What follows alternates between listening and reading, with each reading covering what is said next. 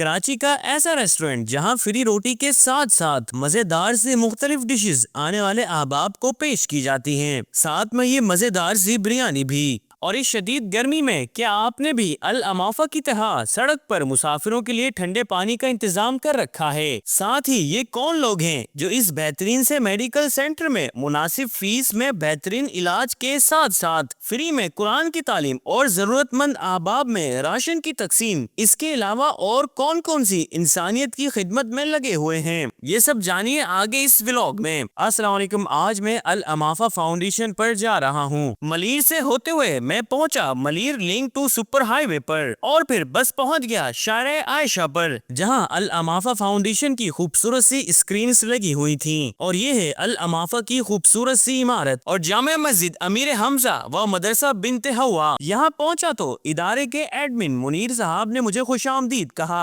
اور یہیں admin office میں لے آئے، جہاں میری ملاقات الامافا کے چیئرمین جناب علامہ اویس مدنی صاحب سے ہوئی۔ علامہ صاحب نے بتایا کہ ہمارا ادارہ 15 سے زائد شعبہ جات میں انسانیت کی خدمت میں مصروف عمل ہے۔ کچھ دیر باتیں وغیرہ کرنے کے بعد منیر صاحب مجھے ادارے کا وزٹ کروانے لے جانے لگے۔ سب سے پہلے مسجد و مدرسے کا وزٹ کروایا۔ ماشاءاللہ سے مسجد کو شاندار اور بہت ہی خوبصورت طریقے سے بنایا گیا ہے اور فرسٹ اور سیکنڈ فلور کو مسجد کے لیے مختص کیا گیا ہے۔ اس کے بعد ہم مزید اوپر کی جانب جانے لگے، جہاں ضرورت مند احباب کے لیے راشن کے بیگز موجود تھے، کیونکہ الامافا ماہانہ کی بنیاد پر ضرورت مند فیملیز کو راشن بھی پرووائڈ کرتا ہے۔ اس کے بعد ہم تھرڈ فلور پر موجود مدرسہ بنت حوا پر آ گئے، جہاں ماشاءاللہ سے طالبات قرآن کی تعلیم حاصل کر رہی تھیں۔ منیر صاحب نے بتایا کہ ہمارے پاس حفظ اور ناظرہ کی بچیاں پڑھنے آتی ہیں اور انشاءاللہ اب ہم حفظ کی کلاسز کا بھی آغاز کرنے والے ہیں۔ میری یہی موجود راشدی گوڈ اور آس پاس کی تمام سوسائٹی کے رہائشی عوام سے گزارش ہے کہ اپنے بچوں کو یہاں علم حاصل کرنے کے لیے ضرور بھیجیں، یہ آپ سب کے لیے ایک سنہری موقع ہے۔ ساتھ ہی خواتین کو سلائی وغیرہ سکھانے کے لیے یہاں سلائی کی مشینز بھی موجود تھی، کیونکہ یہاں باقاعدہ اس کی کلاس بھی لی جاتی ہے۔ اس کے بعد منیر صاحب مجھے اپنے ادارے سے منسلک اس شاندار سے الامافا میڈیکل سینٹر میں لے آئے، جہاں داخلی راستے پر یہ خوبصورت سا ریسیپشن موجود تھا۔ اس کے بعد میری ملاقات اس میڈیکل سینٹر کے ہیڈ حافظ راشد صاحب سے ہوئی، جنہوں نے سب سے پہلے یہی موجود فارمیسی کا وزٹ کروایا اور بتایا کہ ڈسکاؤنٹڈ پرائس پر یہاں پیشنٹس کو میڈیسن پرووائڈ کی جاتی ہیں۔ ساتھ ہی یہی موجود لیب کا بھی وزٹ کروایا، جہاں مختلف ٹیسٹ کی سہولیات موجود تھیں اور یہاں MBBS کیے ہوئے قابل ڈاکٹرز پیشنٹس کی خدمت کے لیے موجود تھے اور یہاں ایمرجنسی وارڈ میں بھی پیشنٹس موجود تھے جن کی اچھے انداز میں ٹریٹمنٹ کی جا رہی تھی، اور یہ تمام تر خدمت نہایت ہی مناسب فیس پر کی جاتی ہے اور یہاں تمام تر انتظامات ایک اچھے پرائیویٹ ہاسپٹل کے معیار کے مطابق ہیں۔ اس کے بعد منیر صاحب مجھے الامافا کے ریسٹورنٹ پر لے آئے، جہاں آج مینیو میں چکن کڑھائی، چکن بریانی اور مزیدار سی سبزی موجود تھی، اور اس ریسٹورنٹ سے ضرورت مند احباب اور آس پاس کے مزدور طبقے کو بہت فائدہ پہنچتا ہے۔ منیر صاحب نے بتایا کہ ہمارے ریسٹورنٹ کا کھانا جمشید روڈ کے ایک اچھے کیٹرنگ سے تیار ہو کر آتا ہے اور فری روٹی کے ساتھ مناسب قیمتوں پر آنے والے احباب کو پیش کیا جاتا ہے، اور ایک سالن اتنا ہوتا ہے کہ 2 سے 3 افراد اپنا پیٹ آرام سے بھر سکتے ہیں۔ اس کے بعد منیر صاحب اور میں نے بھی یہیں بیٹھ کر لنچ کرنا شروع کیا، اور یقین مانے اس چکن کڑھائی کا ذائقہ بہت ہی شاندار تھا۔ اسی دوران اب جمعے کی اذان بھی شروع ہو گئی اور یہاں آنے والے مسافروں کے لیے اس شدید گرمی میں الامافا نے ٹھنڈے پانی کے 2 بڑے بڑے کولرز بھی رکھے ہوئے تھے۔